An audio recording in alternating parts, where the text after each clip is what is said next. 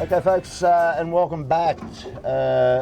Special occasion. We're on Sydney Harbour for Australia Day, and not such a pretty day. We're short of one ingredient that Australians really like to have in their face on Australia Day: sunshine. So we've got bugger all of that, plenty of cloud, and right now we're trying to get Heat 3 of the Australian Championships underway. Very busy harbour today, and Pam Scrivener and Doug have got the start line just beside us, set up in the northern end of Taylor Bay. So we're on a windward leeward course today, Mark Hurley, and there you are. We're inside the prep signal, just dropped the AP, and Mark Hurley, it's going to be good today to see. They're all on big rigs, and we're coming into the Gilton. We haven't seen got 11's big rig. However, we saw it a few weeks ago in a three-boy race, didn't we? And it cleared out, but that was more to do with its ability to pick the shifts and get up to that eastern side of this race course.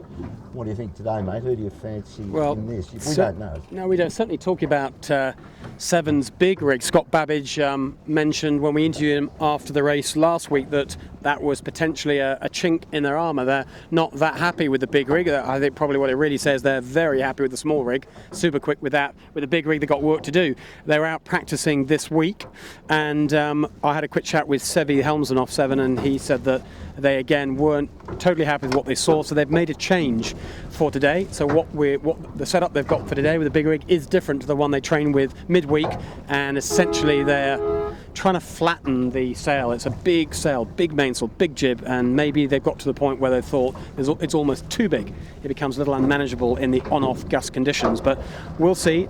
They certainly are they're not slow in the context of mid-fleet. They're just not as blisteringly quick as they are with the little rig. But you mentioned it was busy, Bob. I mean, it's always busy on a Sunday in Sydney Harbour, but today being Australia Day, the anniversary of, it was Cook's discovery. Am I right? No, it was Philip's first fleet. Philip's first fleet, that's in right. 1788. They turned up here and found a pretty special part of the world, and that being where we're floating on it now. And right. Very short campfire as far as history goes. So 26th of January, it's a big public holiday. It just happens to be a Sunday. It just falls whenever it falls, but today it happens to be, it's always the 26th, isn't it? It happens to be a Sunday. Yep. So there's another public holiday tomorrow. So this is very much public holiday party time down here in Sydney, and everything pretty much that floats is on the harbour right now, including one or two things that probably shouldn't be on the harbour, and like things I've seen this morning. Yes, massive ferries. We've had jet flybys this morning. There's been ferry racing going on. There's all manner of stuff happening, but a lot of that carnage is calmed down for this afternoon, but it's still a very busy harbour. As you mentioned, Bob, it's pretty light. There's probably 5 to 6 knots of breeze. You get the odd puff of 7 or 8, but that's the odd puff, and there's plenty of chop around. So if I was racing today, the main thing I'd be looking for is the most powerful rig setup I could find, and just go wherever you can to find a bit more wind. So we might see people hitting the sides of today's course, I think. Well, pick the podium, Mark Hurley.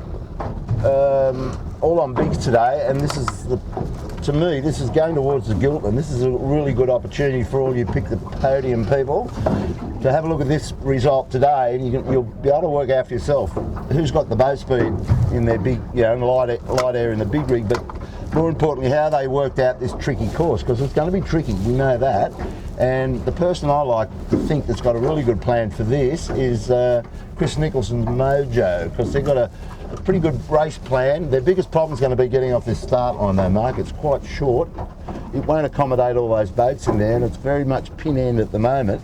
So I'm thinking general for a start. I think you're right. If you just look, Simon's got the camera on Thurlow Fisher now. Certainly one of my picks.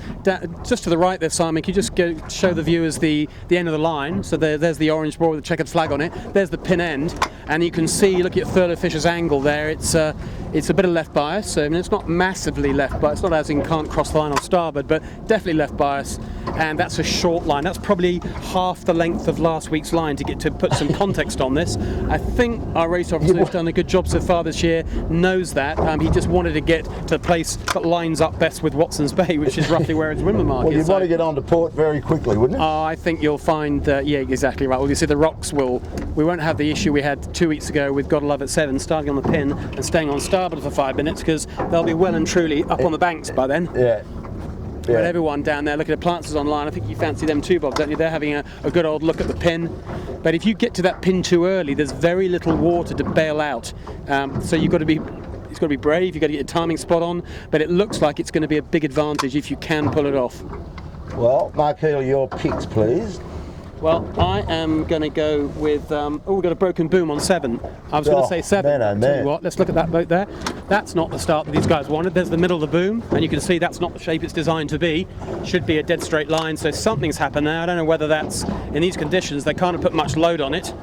Sam Newton's just saying that they pulled it. That's what you do when you're trying to pop the battens after a tack or a jibe in the light stuff, and clearly it was beyond its design ability. So that's pretty bad news for 7. They've got not as much practice time to go with a big rig as they want going into the Gilton, and they'll of course be the favourites, but light air condition is the thing they wanted to practice in. Well, they've just lost today's practice, so I don't think any of us will be putting Gotta Love It 7 into our top 3. No, they just dropped straight out. That was the 1 minute gun, immediately. by the way, so we'll just maybe... Well, I'm going appliances. I'm going with Mojo, and I'm going to go with Sydney City Marine, because I think David's got a plan too. What are you going for? Yeah, Furlough, Fisher, and Rag and Famish, and Mojo. We've got a couple of other guys on board. We've got Andrew Buckland and John Hickey. We'll come back to them in a second with their... Oh, a big bang down there, big smash. Planters online, and Smeg, that's a port starboard, whichever way you look at it. Smeg, I think, just couldn't see them, or Smeg, couldn't get out of the way. That's a hell of a bash coming up to the start now. Let's get back down to this end of the line. It's very hectic. Rag and Famish in trouble, no room. Lumic some room. Down the front end of the line, Furlough Fisher. Look at the pin at the pin and the line, Simon. There's Furlough Fisher nailing the pin. Great job. Just up from them. A great start from Simon Nerd on DeLonghi. To lure to them, Asco. We've mentioned them a few times this year, Bob, haven't we? They've made a cracking start as well. The left of the line, actually, look at that, not as left as it looked pre-start. Furlough Fisher are going to have a problem when they tack out of there on port. Let's see how this develops. Maybe we can get over there and have a look at this, Bob. It's going to be nice to be down at the left end of the line, but getting back across the fleet on port, it's going to be hard. Well, Smeg's going home, Mark. They've got a broken bow pole out of that little... Yeah, there we go. There's Smeg. So there's our second casualty. 2 red boats, one just before the start, one just after. That's the end of their day as well. Another of our JJ favourite, Smeg. Another boat will getting no light air practice. That's a great shame for them. It sure is. Anyway, back into here. Looking down the left end of the line. We want to see how the guys on port, generally speaking here, Bob, are going to do well, aren't they? Well, Grant Rollinson escaped on port the first of everybody, so he's fully 3-stringing out there, so I reckon he's going to go well there. But we'll just get up to this leeward at the pin end and have a look at these guys are struggling a bit. I agree with you, Andrew, that it's softened up here and it's gone a bit, it's dropped, but they might lift off that okay higher coming out. Got his bow up a bit, and he's got some pressure, so it's early days here. Well, Furlough Fisher, we talked about being the one that was the hardest left off the start, so they've got that hard left position. They've finally tacked as they called for water as they got into the rocks. That, of course, they got the right to do that. Luckily for them, no other starboard tackers coming across, so they've got a clear lane, but it looks like a skinny lane because Asco are tight to leeward, just ahead, but tight to leeward of them. Doesn't give Coco a lot of room to manoeuvre. But so these 2 boats are the hard left on the fleet, and Simon's got the camera on them right now. Hard right, as Bob mentioned, was Fisher and Paykel, who tucked away very early, but I kind of think I like this end of the line, Bob. What's your thoughts? Well, I like it as well, and Marcus is giving Coco plenty of grief there. He's absolutely right under his bow. Coco has to tack now. He thought it was a skinny lane. It's beyond skinny. It was an impossible lane, and in these light air conditions, a boat length to leeward is too tight for you to be able to sail. There's just too much disturbed air steps up to windward off these big fully battened mainsails. So Coco tacks away. That's no drama. He's probably doesn't mind being hard left. He's probably going a little harder left than he imagined, but he now pops out there. He won't. I don't think he'll go too far along here unless he gets a really big bit of extra breeze. Got a breeze in front of him there. Well, he has, too shabby where he he's going at the moment. Isn't that tricky? Tricky strategy. He doesn't really want to split from the fleet this much, but he's been forced to tack away and he's found more wind. It's a hard one, isn't it? He's kind of thinking, I want to tack back, but I've got breeze here. You've got to go where the breeze is, eh? So he's landed on his feet there. Thanks very much, Marcus Hassel, he'd be saying to himself. Like he's talking about it, you can see Coco saying, look, this is good, guys, but we can't go all the way here. There's just that endless tactical discussion. How far is too far? We'll go back and check in with the rest of the fleet. David Witt's got his bow up nicely in the middle of the stream there. This tide is still running in, as I understand, so you can see Panasonic right over there, Mark. He's looking great. And third official actually just tacked just as we turned away, so we now, that is the left-hand boat you just seen, but you're right, Bob, in the middle of the fleet, there's Sydney Marine coming across, but probably Asco, the boat that forced Third Fisher across, she's the best of what now looks like the middle. I think she's across everyone. Panasonic maybe is going to push her a little bit here. Softened up Panasonic, just fell off the pressure line there, and Asco's so flaky. still lifted. Now, one of the things, a bit of a wash coming here, one of the things that I like about where Coco's ended up is he's got less traffic over that and that hard left. Of course, when you cross the middle of the channel here in Sydney Harbour, it's not very wide here, Bob, it's probably the narrowest point, so there's a lot of traffic coming straight down the middle. That's right. So Asco's through on Panasonic, and now you've got the kitchen maker, Malcolm Page, is nicely hooked up on that vein. You can see him through that vision there, Simon, if you come around to the left. Fisher and the kitchen maker putting in a strong challenge to lead this fleet right now. Pure Blonde doing well, and Brett Van Munster's Kenwood all in front. Asco's done the good thing there, tack back. No use compounding your problem.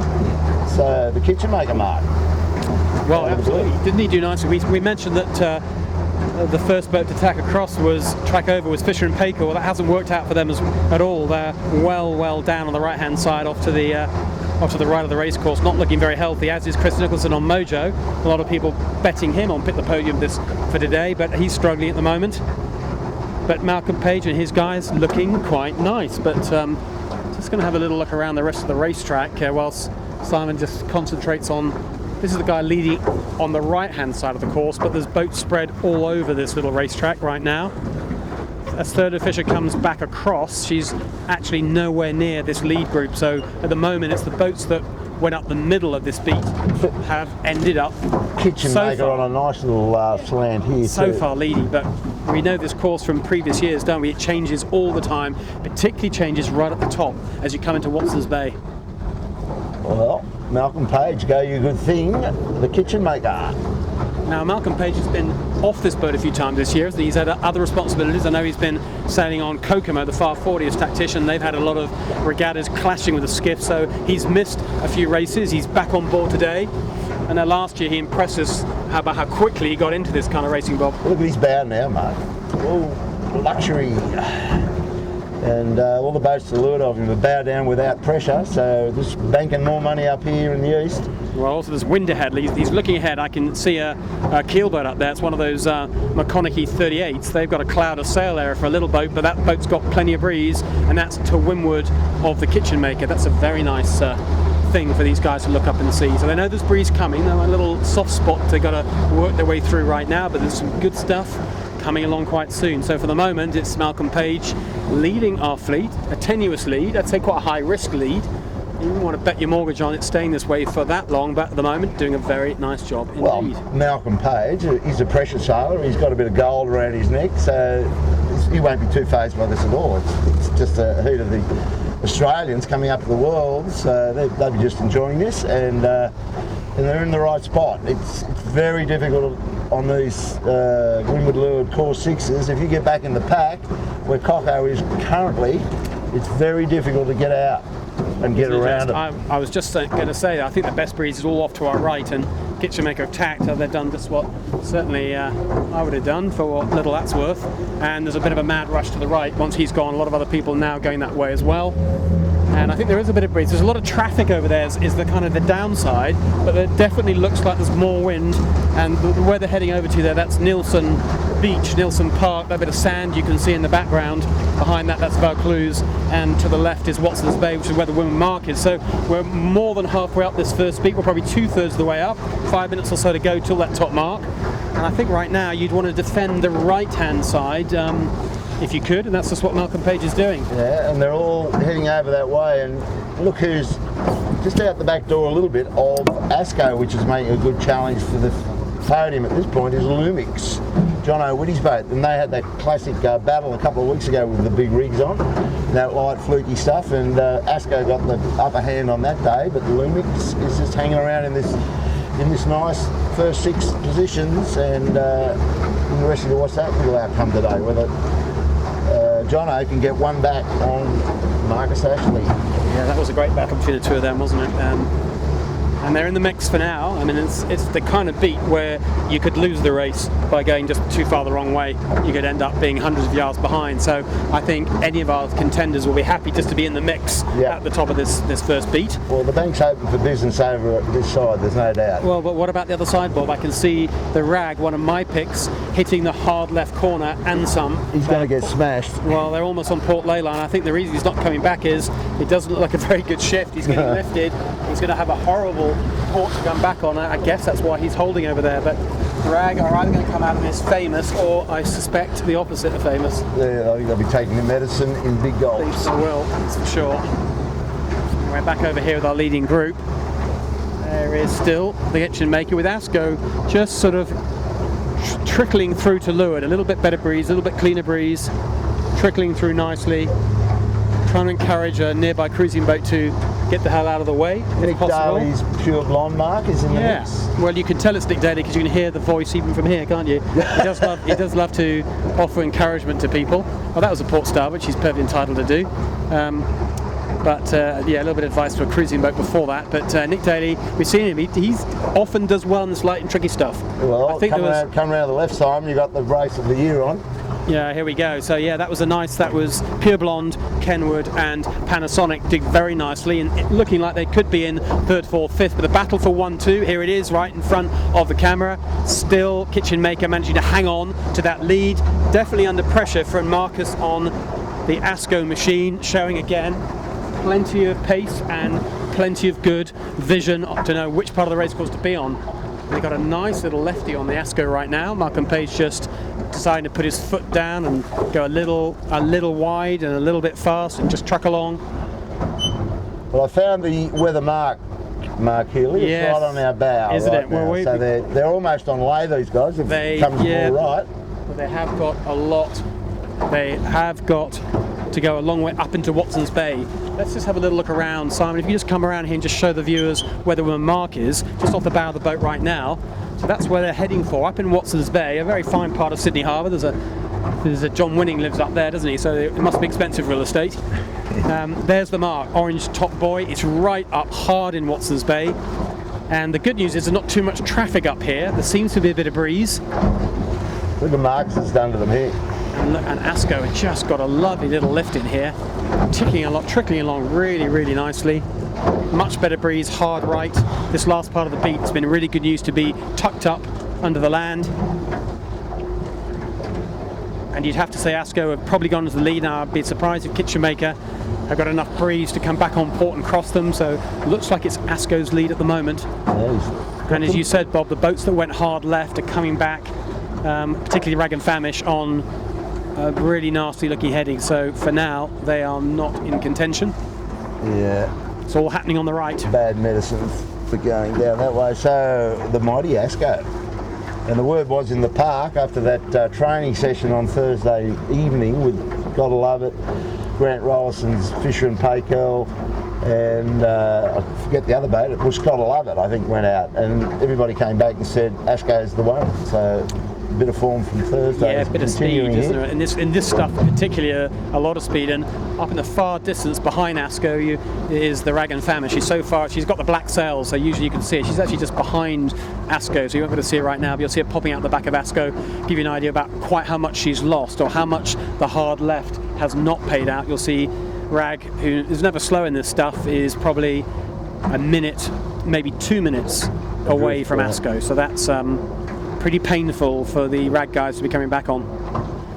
So there's Asco, takes back, nice little vein of pressure.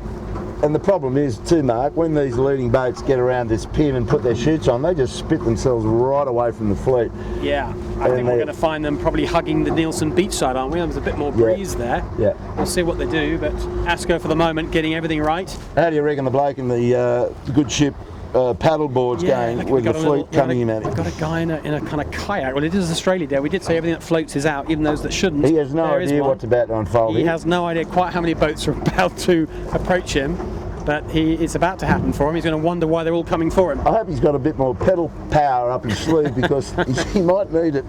He's going to need it. So Asko tacks on the ley line. She's actually over the ley line, just making life simple. There'll be no need to double tack from that close by. So there's Asko, approaches the mark, and spinnaker set could, I'm not sure with that shift whether we'll see a jibe set or not, but I think Marcus will like the idea of getting back to Nielsen. So he's going to start with the bear-away set, and it wouldn't surprise me if he jibes back. Yeah, it's a good idea to get clear of those approaching boats too, Matt. It's probably not a bad thing, and just get the boat tricking along. A jibe set's always a relatively high manoeuvre in any boat, including a skiff. Nice little break. Stuff. He's off, not bad, very lifted compared to where the buoy he's trying to get to is, so definitely the early jibe is a candidate tactically. Anyway, Marcus showing no fluke. We've seen in the lighter conditions the last month or two, he's there or thereabouts, and of course he won just a couple of weeks ago in similar conditions to this. And he's got a tidy crew these days. He's got Geronimo Harrison in the bow. Now, he's had him for a couple of years, so he's going well in that show. And they've got Doro. Yes. Who steered Mojo last year, and he stepped on board. Steered Mojo extremely well last year, so very nice to get a top quality helmsman in the middle of your boat. No question that helps you go fast. Get a lot of good feel on the main sheet from a good helmsman, and as long as they're agile enough to get round them. A lot of the helmsmen aren't really quite agile enough to do the middle. He is slippery. Absolutely. So they're here round first. Second round, the kitchen maker. Tell us a bit about his crew, Bob. You seem to be the encyclopedia of crews today. Well, Darren McAvoy, who's the kitchen making man, he's in the bow, and they've got Cam McDonald on the sheet. Cam's been a skiff sailor for many years, sails 12 footers, very capable. They've got Malcolm. They could come together, you know, like the boat, they just don't get a lot of time to work on that boat, so hopefully they'll find some time now coming into the guild. And round goes John O'Witty, trying to get one up on Asko, but he's going to have to get the whip out. He's currently fourth. So third, in fact. Third, is he? Yeah, third. So, but interesting, isn't it? Similar conditions a few weeks ago. Asko and Panasonic battled it out. They were clear ahead of everybody else. And even on a really tricky first beat like this, when there's been an awful lot of trapdoors to fall into, those top two. Here we go. Well, look who's coming round in fourth place. Chris Nicholson. Where has he come from? I should have followed him. I saw him just after the start looking in all sorts of trouble, and he's made a fantastic comeback. He's obviously sailed the last part of this beat very nicely, and he comes in ahead of a bunch of 4 other boats. Always a nice feeling in the light conditions. Oof. Whoa. Hello, lads. I think the crew dived off the rail just a click too early there, but Chris saves the day, and off they go. Nick Daly is probably going the higher lane, which is probably a pretty good idea. And the higher guys are right in this mix. Good work from them. John winning, doing very nicely in not his favourite conditions, but he is virtually sailed home. Yeah, look at this, Coopers and Furlow. Reaching in on port. These are the guys who went all the way to the other side of the beat, and didn't work out too well for them, but in the end I think it could have been worse than that. Well, they've got a boat called Furlow Fisher behind them, which is never a bad thing. That's right, and you remember Cocko got put back by Marcus Ashley Jones. He looked all right for a while, but he kept himself over there, obviously. That's another boat we saw going fairly hard left. That was Fisher and Paykel. It didn't work out too well. So yes, Fisher and Paykel was one of the first boats to tack away, wasn't she? So she was early right. Yes. She's yet to approach the mark. So this is tough for these guys. Like, to get back up in that front 6 is really difficult. And the bloke who's coming straight at us now, the Sydney Marine, he wouldn't be all that excited about his prospects. But there's a lot of golf left in this race. There is a lot, and we know we're going to get a day like this or more in the JJ. A comeback is vital. You've got to have the wheels to do the comebacks. So Sydney Marine and Furlow Fisher and Rag, the kind of boats that we expect to be there or thereabouts the JJ, they have got to show that they can recover on days like this. And you can see how far away Asko is if you come around to the left a bit, Simon. You can see the red shoot of Asko, and that's the advantage of getting a clear break on the chasing pack. He's a long way down that course now. Lined up with the city quite nicely in the background behind us. The CBD, Central Business District of Sydney. That's where the leader is, and here's Rollo, Fisher and Paykel, just giving the boy a nudge, which he's entitled to do. And I think at this point you won't want to look downwind too much; it'd be a little bit too depressing, wouldn't it? But let's see who can do the comeback. Well, a few boats here, I think, could do. We'll see. Well, I'll tell you, who's having a Barry Crocker shocker is Appliances Online. I fancied them to be on the podium today, and they're way out the back door here. They're still coming up. So horror start for those guys. They'll be out of the chase pack even today. So we'll get down there. We'll just give it a little bit of throttle and chase up to this peloton chasing pack, see what we can find. But Asko's gone, he's well down in there. You may just be able to see the edge of his red chute. Chris Nicholson trying to find a lane of pressure. He's got his bow way up, he's forced Kenwood back. But it's very difficult to get down this harbour at the moment. Furlow and John Whitting-Shandu got their bows up into Nielsen Park. They like to get their bows down to aim at the target, wouldn't they, mate? It's hard to get a puff to get you down there, so you're going to have to take a starboard jibe right across. You can see they're sailing away from the mark effectively, but it's just the way the breeze angle is right now. At the moment, Asko extending, they're setting really nicely. They did that fairway set, but then put a long port jibe in just off Nielsen, jibe back. But so far, everything they're doing is turning to gold, because they've doubled their lead on Kitchen Maker, or more than doubled, or trebled it already. And even Panasonic Lumix, who is definitely closing the Kitchen Maker, is making no impression on Asko. Oh, there's a bit of luck in that, but you can see the difference of bow angle between the Kitchen Maker and Asko. Asko's got his bow way down. So you come around the left here, Simon, you've got John O'Witty's Lumix. He's just trying to work out when he's going to jibe back. I think it's coming up, and he's just sort of giving me a hand signal, but yeah, there they go. There he goes, rolls into a little jibe. Back the spinnaker a tad just to flick it round the bow. Nice job. That's always a bit of bump off this corner, off this Nielsen Park corner. But they get out of trouble, out of that corner, and off they go. Currently second or third on the water, very, very close with Kitchen Maker. A lovely little puff right now, so they're quite bowed down at this point. So they're probably second on the water right now.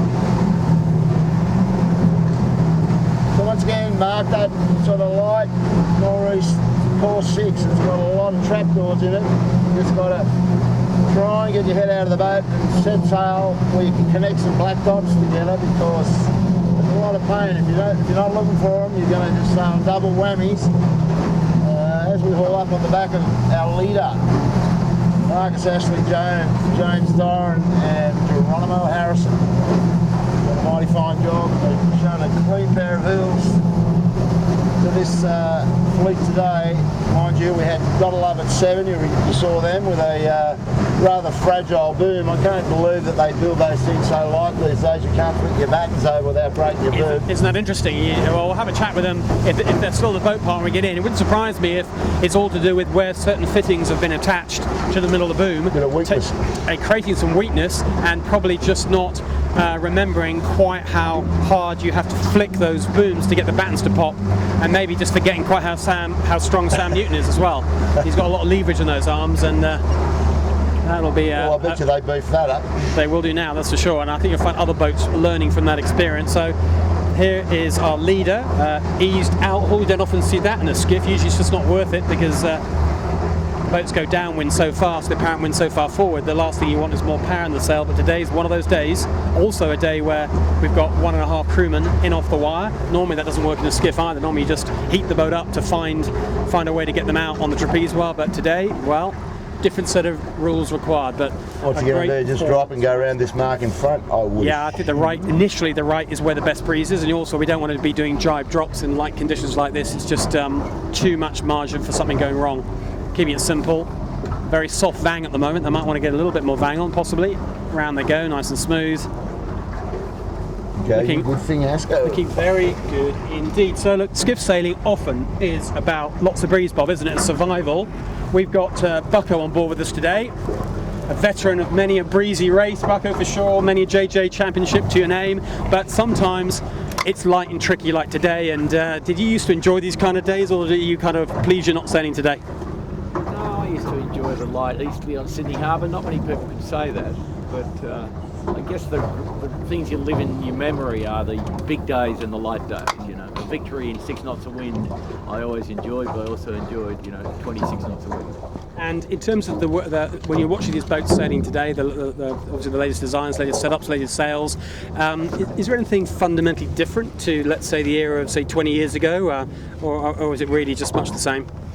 Well, 20 years ago we're in the era of 4 rigs, and that gave you, a wider range of options. What you're seeing today is some pretty well-sailed boats with quite well-developed rigs. Watching the race leader today just go up that beat, his technique, his boat handling technique is absolutely first class. The rig looks good, they went the right way, but they sailed the boat at a very high standard. Yeah, it's a nice combination, isn't it? You kind of got to have a bit of all of those things available to lead in this fleet. But still slightly surprising how much he's cleared out, though. I mean, he had a nice little lead at the top. He'd worked hard for it. We saw how battle he had with the kitchen maker. But downwind, I think, as often happens, you need a little bit of luck, but you've got to use your luck. And I'd say right now, Asco are using their luck. Yeah, he stayed in the wind very nicely down the run and up the beat, but he's making little gains every time the wind cycles up and down. When the wind goes away going upwind, he was able to continue to sail his boat. The crew movement was absolutely perfect, I think. Yeah, I think it's got a lot to do. Well, Marcus is a very accomplished skiff sailor. I think it's a lot to do with having a very good helm in the boat as well in the middle. And I think having James Dorr on there, personally, I think if I was constructing a skiff team from scratch, I'd be trying to find a great helm that I could persuade to come into the middle of the boat. So it adds a lot, doesn't it? Yeah, it gives Marcus a whole lot of extra information if he wasn't a skipper, as a skipper would want, and James Dorr is a first-class skipper as well. So now we've got the action. This is heading up, Mark. So that's there you go. There's second equal. Look at the two boats going round the two alternative bottom marks simultaneously. It's a kitchen maker and Panasonic Lumix. A hell of a battle for the second, third slot. I prefer the end of the mark the kitchen maker went round. I think that's closer to the target. That's upwind. There's a bit more breeze up here as well. So initially, advantage has to go to kitchen maker. That's 2 and 3. But look at the battle for 4, 5. Chris Nicholson's Mojo doing a cracking job down the run, keeping it all together. He goes around in 4th. Higher doing well as also maintaining the standard of the first beat. Great job from them. Rag and Famish, there's a bit of a comeback, Bob. Rag well and truly deep. Major. We did say who's going to have the wheels for the comeback. Well, Rag straight away got the top of the class for that. Well, even Thurlow, look where he's ended up. Michael Coxon, great job on the comeback. David Witt was the other one, and I'm looking up when David Witt has still got a way to go. So far, we've seen comebacks from him before. Today's not looking like his comeback day, but great job from Coopers, Rag and Famish Coopers. Great job from Michael Coxon. But we wouldn't have expected otherwise from him, would we? No, that's right. But there's a great peloton chase pack developing here, which will give us a bit of entertainment, I'm sure. So Coopers going off to that Eastern Shore with Pure Blonde and Thurlow Fisher, and Mojo Hire, Kenwood and Johnny Winnings Yandu. Mark Rollison's going to go that way as well, but I just think if he's set up to go around that pin, you'd want to come back, because they all got bashed. If you're stuck on that side, you're just going to get hosed, whereas we saw the advantage. Now there's Marcus Ashley. He's right up, nearly over to the other side. He's sort of he's a bit half and half, isn't he? Yeah. I think Marcus has gone about halfway over, but he's a long way away from us. We'll get up and have a look at it. But at the moment, the leader is trying to hedge his bets a bit. Doesn't want to go hard left or hard right, so understandably picks the middle. And as long as he doesn't get involved in too much traffic, that's my worry with taking the middle of this race course, is you get in amongst too many punters and too much rough water. Here's Sydney City Marine. So far, finding this race a bit of a struggle, but still early days. They're only probably, a minute and a half behind that pack ahead of them, so that's doable. A couple of shifts on a day like today, you can make that up. So all is not lost for this boat quite yet. The Clients is on the line, my God. That's a shocking start for them. Hard work for them for sure, but plenty going on here. David Witt gets around that mark, a little bit of pressure. Very soft outhaul, probably a little too soft. We'll want to get that on when he gets his bowman up on the wire and gets going. Here they go. Nice to get around the bottom mark and find some pressure though. I know him and his guys, they'll want to, there we go, there goes a little bit of adjustment on that outhaul, getting the whole thing together. It's nice to go around the bottom mark in light stuff and find some breeze, isn't it? Get on the wire, not to be floating around. Well, you're sailing with some pressure, you might be able to connect some other stuff. Look at that, and there they go. We've got 3 guys, all full stringing. They'll be happy with that. Ticking along nicely. Plenty of breeze. Well, David Witt, this is your chance. Show us your comeback credentials. At the moment, he's doing nicely. He's going the right way, I think, too. I can see lots of breeze on his bow, so we'll check in with him a little bit further up the beat, but for now, encouraging signs for him. Yeah, and the other boats, Mojo, Hire and Kenwood, Create More, went round that other pin and set up. You can see Johnny Winning, he's had too much of that side. Malcolm Page has gone even further into it. and they're really bow down. That's the killer punch, isn't it? You get suckered into getting your bow up and there's a bit of pressure, but you've got to face the music when you want to get across. That mark in Watson's Bay is right up in the east. So I think that's exactly right. What happens is they go over there on starboard. It doesn't feel too bad. It actually feels quite nice. The trouble is you've got to come back at some point, and when you come back, it's so painful. You've got to take the pain early. And over here on the right-hand side, that's where not just the most pressure, but actually it's all gone right-hand. So you can see where the camera is now. We've got camera on Mojo, who's doing a nice job of getting over. Then just to the right, Simon, of Mojo, there's Panasonic. She was third on the water. Went round simultaneously with Kitchen Maker, well, she's miles ahead of Kitchen Maker now. Miles ahead. Chris Nichols just tacked away. So there's the Panasonic Lumix. Right up into Asco's water. Yeah, Panasonic is still second, but not much between first and second. So Panasonic went round the unfavoured leeward mark, but in the favoured direction, and that proved to be more important. And sailing fast as usual, and she's carved into Asco's lead quite dramatically. And that has proved to be the right way. Asco tacks on her air, little match race developing. Panasonic says thanks very much, we'll get the hell out of here. We like the right anyway, so you're bouncing us to the way we want to go.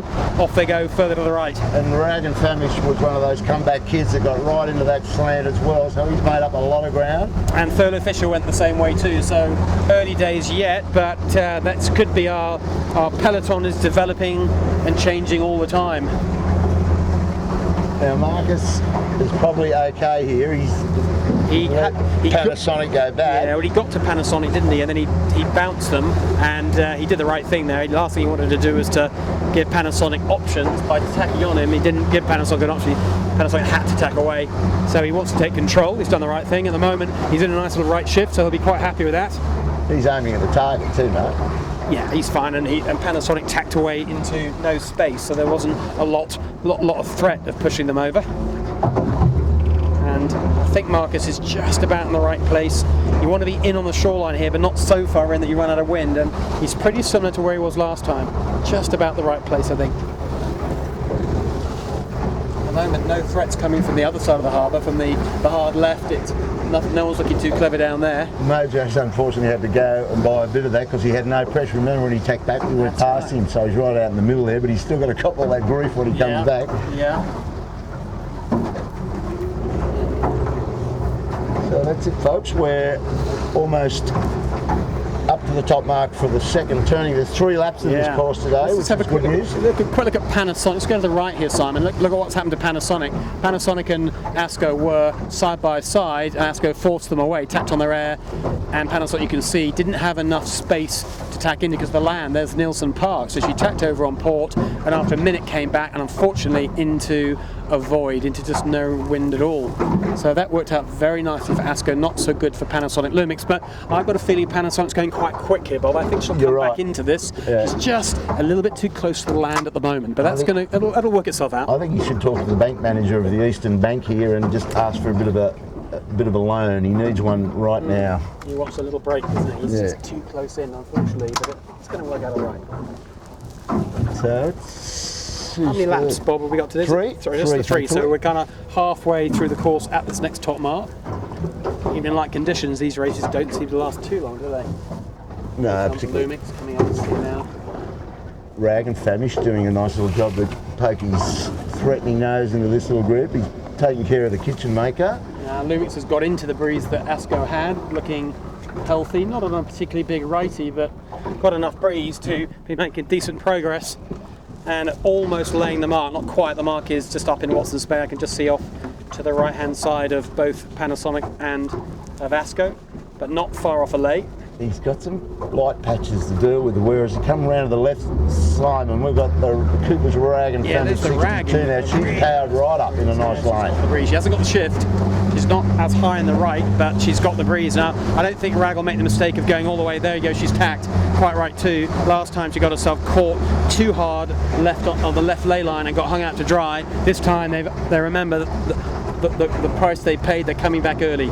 Good job by the Rag. Well, they're right into Lumix too. And they're right in, taking their pain. They could have carried on though. They're going very nicely, but they realise all the good stuff is happening over on the right hand side. This is a hell of a comeback, isn't it, Bob? Yeah. Rag was super deep last time around the top mark. They sailed a really good run. They sailed a very nice beat, and they're right up in amongst the leaders. They'll be very pleased with how things are going. Okay, so the podium is Asco Lumix Rag, from what I can see, and Mojo's got himself out of jail over there. That was quite fortuitous for them. They're pressured up and coming hard back into the east as well, so they've hung in there. They've had to take some pain to stay in it, but Chris Nicholson just knows how to get out of a worse situation and create a better situation later on up the track somehow. Should be writing a book. Well, I've just seen the Sydney Marine going for a swim. Oh yeah?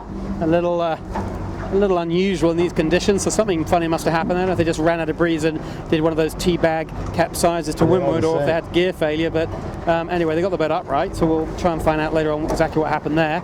So you can be fairly sure that they're out of contention. With a wet spinnaker on a day like today, getting up and down will come round to not be the good. right, Simon. You've got Rag and Femish right on our bow, and he's just picked up what he hopes is a good little line of pressure to get up into that, and he would hope that he can lay from there. I would think he might. I think he's seen what's happened to Asco. He's lifted and lifted and lifted up there, almost laid, not quite, almost laid the mark. So I'll be fancying their chances. Good breeze, they're up in the pressure, clear air. They've got out of that muddle. They were surrounded by boats last time they were up here, which is always a bit tricky. Is how on earth you get clear air. Well, they've done it just through sheer boat speed and some smart boat positioning by the three of these guys. That's the one they like. Look at that, they're off now, aren't they? A lovely little righty with a bit of pressure, flat water, nothing nicer. Bit of blue sky ahead, Bob. We don't mind that too, do we? It's been a very grey Australia day here in Sydney. It's by our standards, sort of living here, not even hot. I mean, it's been 23, 24 degrees. That sounds like a heat wave if you come from England, but it's quite cool by our standards that we get used to here. But it's warming up now. Blue sky, sun's coming out. That will probably have an effect on the breeze. Probably means the breeze will increase a bit. Probably means the breeze will move left a little bit. That's what typically happens on a summer's afternoon here in Sydney. Rag is making big in look at Panasonic over there. He's Rag's on the I mean she's a little bit. She's going to take a little bit of a killing now as the lull comes, and that gives you an effective header. So it's all light and tricky, isn't it? That little puff just disappeared. Rag and Famish hoping to cross Panasonic Lumix just off to the left, Simon. Just give the guys a quick little look there. It's Panasonic Lumix. There's not a lot between them. Lumix is across them still, but there's not a lot. Doesn't take much of a shift here to shuffle this pack again. But we can see Asco are about to go around the top mark. We'll come to them in a second. But the battle for second and third that we've got the camera on right now, there's not much going on. Let's see what Rag and what Panasonic do here tactically. I've got Panasonic marginally crossing, but only marginal. Ooh, let's have a look at this. It's a marginal cross, but what will they do? Will they want to cross, or will they not want to cross? And they're going to decide to take the right-hand side, so they're going to get their marginal cross in. That was marginal indeed. I think that was a little bit of a nudge and a wink between the two boats there, saying, look, we don't want to attack on each other. Let's just choose to switch sides. Neither boat really wanted to attack there. Rag will be happy. That puts them solidly into a second equal position. Well, this is the podium, but there goes Mojo just tacking back. Now, he'll come back on some pressure. Mojo are right in this as well. Chris Nicholson sailing very nicely today. No shortage of pace and positioned the boat very well indeed. Asco, in the meantime, we'll see them in a second coming back to. They've just gone round the top mark. They're our leader. We'll see them in a second. So they're been around the mark for only 20 seconds or so. It's a tight race, this. It's all closing up nicely. There goes our Asco. That's our leader. And they've done the jibe set, and that's got them onto port early where they found some pressure. And actually with this shift that's just come through here just now, they're almost pointing straight at the bottom mark on port jibe. So that will be very good news for them. Makes their tactical life a lot easier than it might have been. So they're off and gone in first place. Here's that battle for second and third. Yet again it's a bow on bow. Coopers decide Rag and Famish ducks. Lumix with starboard rights, but are Lumix going to lay? I don't think they are. There's a very skinny lay line here, Bob. I don't see Lumix laying. That means there's a double tack to come. That's advantage back to Rag, who immediately apply the pressure with a quick tack. Ooh, can Jono scrape in here? If Jono can scrape through here, that's go. He's not. It's a double tack. This is painful. Can he cross Coopers? Now it is a port starboard. This time they're not going to give them room. And he tacks back. He completes his tack, which is fine. Rag are going to squirt around the outside. Good racing.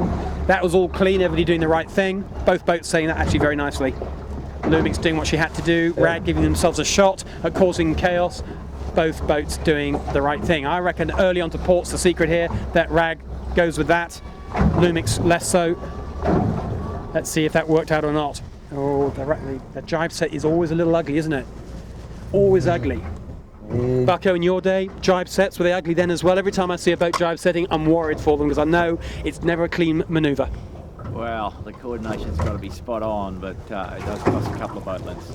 Yeah, even in the light stuff, well, probably even more so in this light stuff, because getting that kite round the front and up and down, it's always awkward. Yeah, plenty of friction of the spinnaker over the headstay, and the sheet hand's got a big job to do to get it round. Yeah, well, they've done that jibe set. They're obviously committed to it. I have to say, I like what they've done. Just looking at the heading of the leading boat, it just looked like early port is a good thing. Well, Chris Nicholson is copying what he's seen ahead. Of course, a lot easier for the following boats to use the evidence of their eyes. Don't have to be a tactical genius, do you? If you can see that it's working for a boat ahead of you, just copy. And that's what they've done. They're off and going. And I think at the moment you can see the advantage to Rag. Rag is already well across Panasonic Lumix, courtesy of the early jibe. So Rag is now in second position. I've got Asco on port, pointing, that's our leader, pointing straight at the target at the leeward mark. So at the moment it stays like that, not much jibing, which is very good news if you're the leader. So that's our 1, 2, 3, 4 for Chris Nicholson in Mojo. Fifth looks like Michael Coxon, so a nice comeback from him as well. Not quite as dramatic as Rag and Famish's comeback, but a comeback all the same. Yeah, no, he's persevered with it, and he's got the boat speed, and they've got the brains for it, that's for sure, but it's just tough when you get back in the pack on these course sixes. She's way hard to punch your way back up. A la Rag, that was a great performance on their part. And by the way, there's another whole lap of this course to go. Excuse me, but I think Asco's given himself a big shot at first today, there's no doubt. He'd have to crumble somewhere. He will, but I think he will start looking over his shoulder at Rag, who's just been thundering through the fleet. Fast and doing the right thing and closing in on Asco, so we'll get down the bottom mark in a little while and we'll see if they can keep doing that. But for the moment, at the top mark, it's all about get the early jibe set in and do it well. And then we saw Philip Fisher doing a really great little jibe set, not a bad one from Kitchen Maker either. Michael Coxon doing the nice wide turn, keeping the boat the right angle of heel and giving the spinnaker a chance to blow through, a really textbook light edge jibe set. And here comes a bit of peloton work. Johnny Winning, leading this little pack. He's got Nick Daly's Pure Blonde right on his hip. So I think Woody will get his tack in safely here, and he's got appliances online, unfortunately. If they get a puff, could tighten him up.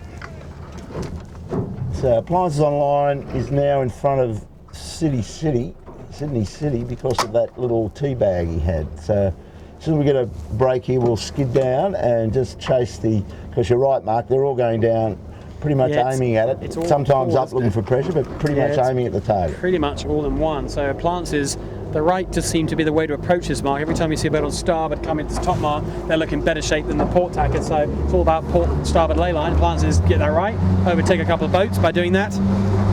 But a nice little battle developing here for Pure Blonde and Yandu appliances having their own little fight. So that's a nice little one. We'll come back to that and see how that one develops. And for now, we're going to get ourselves back to the other end of the course, see what's happening to that 1, 2, 3, those podium positions. And maybe, Bob, we can have a little check-in and see if you've got any idea how we're doing on Pick the Podium. Well, I'll give it a crack. They're in my pocket at the moment. So once we get down here and park up next to these turn marks down the bottom of the track, I'll have a crack. I've got a feeling nobody's going to get it today unless I've had a quick look. Not sure. Come back with that outcome, but right in front of us now we've got Michael Carter, known as Flipper. Doing a good job on the wheel of Hayer Appliances. Got Nick and Christian trimming for him, doing a pretty good job. Those guys are very keen. Come all the way out from the UK for this summer.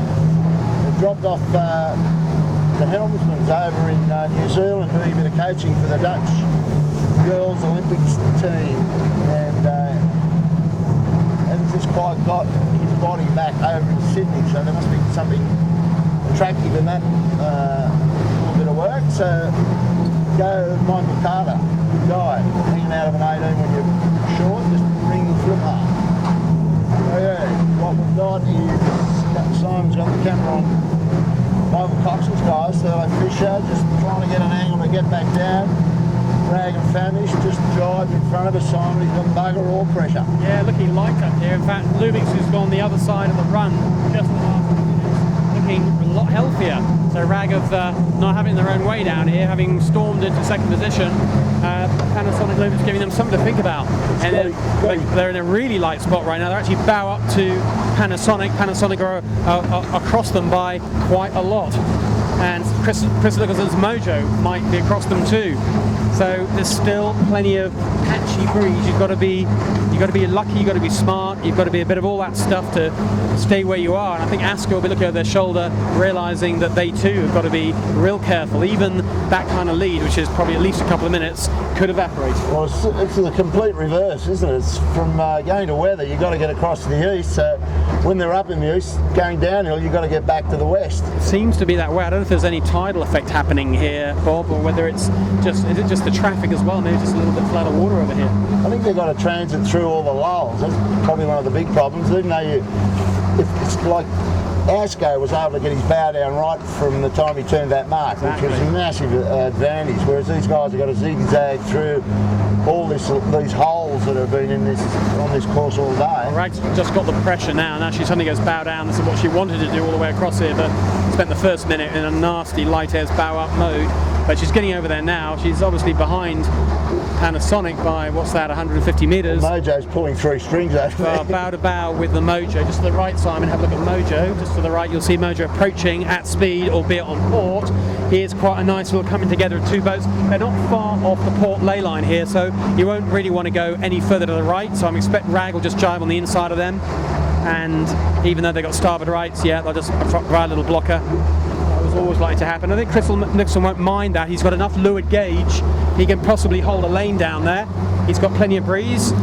He's 3-wiring. So this battle for second, third, fourth, well, and I'd say all 3 boats, Bob, to my eye, are closing up to Asko. I think our last lap could be quite interesting. I think you're dead right, Mr. Hurley, and gave you a good thing, Mojo. He just knows how to sort of connect things together, and he gave himself a nice little tight lay, which pressured him up and got the better of Rag and Famish Coopers, and I've got a feeling he will drop around this can here and do a little hitch up and then get over there. Well, the good thing for Mojo, he can choose either boy because he can actually lay happily both. Rag have now got a puff. I was about to say Rag have got a lot less options because they were looking a little bit too high, but that little bit of extra breeze has brought them down bang on the ley line. They'll be very happy with that indeed, rolling right into the back of Panasonic. Panasonic dropping a little early and a little deep, so they have taken a long time to cover the last 50 metres. Panasonic just go round second, but almost stationary. Mojo simultaneously go round the right-hand mark, looking downwind. Much better shape though, he's got more pace. I'd say much better shape, yeah. And there goes Rag up the backside of Panasonic. This is a proper battle, isn't it? The 2, 3, 4 battle is nothing in it at all. And all these 3 boats are much closer to Asker than they were. Probably still a minute back though, and that so far has proved enough of a buffer for the red-hot Asko machine. So what do you do if you're Chris Nicholson now? He's got himself a bit of space. He's got to come back, hasn't he? He's got to try. I thought he'd go too far. The trouble is he's just been seduced by that downwind leg where he got more breeze on that side. So he's been tickled a little bit by that, and he's going to have to remember that the last 2 beats it has not paid going hard left. Well, here he goes. So that's a good arrangement, yeah. I think. Takes the advantage, the boy. It's only just advantage now in this latest ship, but it is slightly. Had the breeze, which is nice, but he's going to come over and join the party, trying to get to the far side. There's Michael Coxon's third. Fisher just going round there now. Nice little ley line. Not too bad at all. He did that pretty well. So he's off and running, and hard to see anyone else further back getting on the podium. But I'd say everyone, including Coco, could yet make that podium. Yeah, does some nice work up this beat. Got a Manly ferry coming through the course. Jackie McCartney's going to be okay. Mojo might struggle unless he gets a wriggle on. 18 knots of steel. Pretty unforgiving when you're not fully pressured up. You don't know how you're going to cross, but drags through. Very good. Mojo probably scraped through as well. So they're very bowed down here, and Mojo's quite bow up. If you look over your shoulder, come back to the left, Simon. Right. He's consolidated second spot. I think we're right there. But good breeze again on the far right hand side. I'm looking where Asko the leader is. There's a couple of big cruisers near them. We've got plenty of wind, and that's what Asko's heading for. I think you have to take a bit of pain as ever to get over to the right hand side, but once you're there, it's all looks nice. Well, I reckon Mojo's in the second spot where he's there. I think you could be right. Go and have a look. Bow's just gone down a bit now. She is at the moment. So the problem with the boats coming across from the left previously has been they've got to about where Mojo is now and just suddenly run out of breeze. That's right. So they've looked good to begin with, and they've struggled. But let's see if he can hold some breeze through this middle section. I'm pretty sure he's going to want to switch sides now. He's got a bit coming at him. There's a little bit there for him. Yeah, there is a little bit there. He has to get to the right hand side though. He knows that's where the best pressure is, and there's a big righty when you get over there. So he knows he's got to commit at this point. At the moment, well, he's getting over there. You're absolutely right, Bob. He's going, look at that, he's in proper pressure, all three wiring. At the moment, he's actually right into Asko, arguably across Asko. Asko's just tacked into a complete hole, did nothing whatsoever. Mojo is clear across Rag. We have a new leader. Clear across Panasonic. And Mojo, by choosing the better mark, the slightly more favoured mark, and by not going too far, not being too greedy, come out of this looking golden. Whatever. Look at that. New leader on the course today, folks, and Asko has dead set parked up. Well, we did say Asko had to look over their shoulders. I thought they'd have to look over their shoulder for Rag, but in fact it's Mojo. It's been a really interesting beat. It's never paid going hard left before, and Chris Nicholson remembered that. Didn't go hard left, but gave himself a little bit of a go. Bucko, what do you reckon about Mojo? Sailing pretty nicely. It looks like they've just taken their opportunity on this last beat. Yeah, just a little bit of sea breeze influence now. The sky's cleared, so he's found a little bit of east northeast and found the best line of pressure by a long way. Quite bold as well, isn't he? Because the whole of the rest of the fleet, all the guys he's up against, chose the different path, but he's happy to back his own judgment. Yeah, I mean, everybody's been mesmerised a little bit by the need to get ease, but he's kind of adapted more quickly, I think, to the slightly changing local conditions. Yeah, as I said, the blue sky was the clue here, wasn't it? It was always going to be an increase in breeze and probably a shift. Just a question of how long that took. But anyway, for now, Chris Nicholson has got plenty more work to do here. But at this point in time, he sniggled himself into a lead. Well, he knows he's got to get back over to the right, but he'll just pick a time now. He's got Marcus actually up on his hip, but he's quite a way back. So all he's got to do is just connect some pressure, and he can bounce himself up to that right-hand side and get in that magic lane again. You make it sound easy, Bob. Sorry. You watch, here he goes. It's a tricky game. Tricky game, particularly when it goes light. So He'd as like a to go seaplane, with some pressure, but he's got bugger all there at the moment. The little one. yeah, it's 'cause that little noise is just one of our local Rose Bay seaplanes just taking off. It's right above our heads, off to Palm Beach for a little trip for some lucky tourists. Well, Marcus has just stopped again. So these guys are doing best of everybody. Yeah. Nico's just had a little look and smiled about his bank accounts looking much better than Marcus's is right now. Yeah. Now I'll be making a mental note about what to do downwind right now, because it's not long to go once they got up here, and I'm pretty sure they'll be hightailing it to the other side of the harbour, to the north side, the way they came down the last run, because this side, looking back at Asko, does not look too pretty. There's an awful lot of holes in the wind developing. Well, having a good chat about it. There's plenty of talk going on there. This is last lap, Bob, isn't it? This is Yes. last beat, so we're back up to the Watson's Bay inflatable for the last time, and then down for a downwind finish, back down at the Ripple side, so they're probably within 15 minutes of the finish here now. He smashed this fleet just in that last 10 minutes. He has just busted them open. Asko still hasn't got pressure back there. Now he's going back to the right. He's got something lined up here. And that's pretty magical. He's not bowed down too much at all. He's probably going as good as anybody's come across there this afternoon. Yeah, that's as good as it's going to be for now. I think that's what I was talking about, Mark. You had to get back there. Make it sound easy, but he knows what he's doing. Yeah, absolutely. Just go back when you've got the breeze, and he's kind of got it. He's heading back towards Nielsen Park. There's the beach with the shark nets up there. Not that I think they've ever caught any sharks here, but we'll give you a line up and show you how far advanced he is on Asko. The leader down the bottom, you can probably start to see Asko there is going in the same direction. There you go, and at the bottom mark, which was only, about 8-9 minutes ago, Asko had a lead of more than a minute clear. More than a minute, so that's an enormous turnaround in no time at all.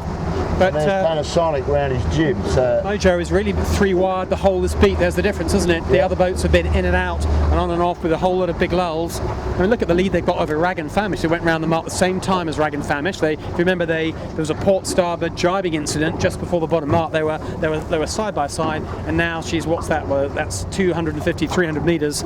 That's minutes in these light air conditions. That's a massive jump. And Michael Coxon, I can see him. He's right over. He's gone right up in between Shark Island and Nielsen Park. I just saw him before. Yeah, I can see his bow. His bow's right up. He's got some pressure. I think he's got a big lull coming his way. That's the problem. Yeah.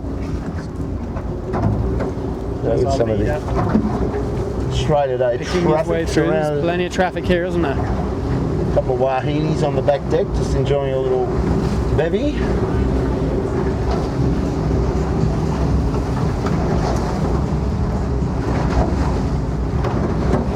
Ooh, slop.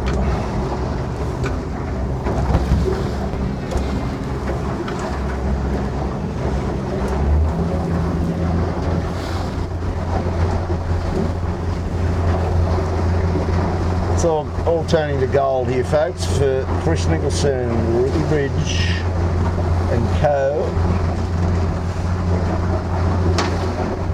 Looking famous.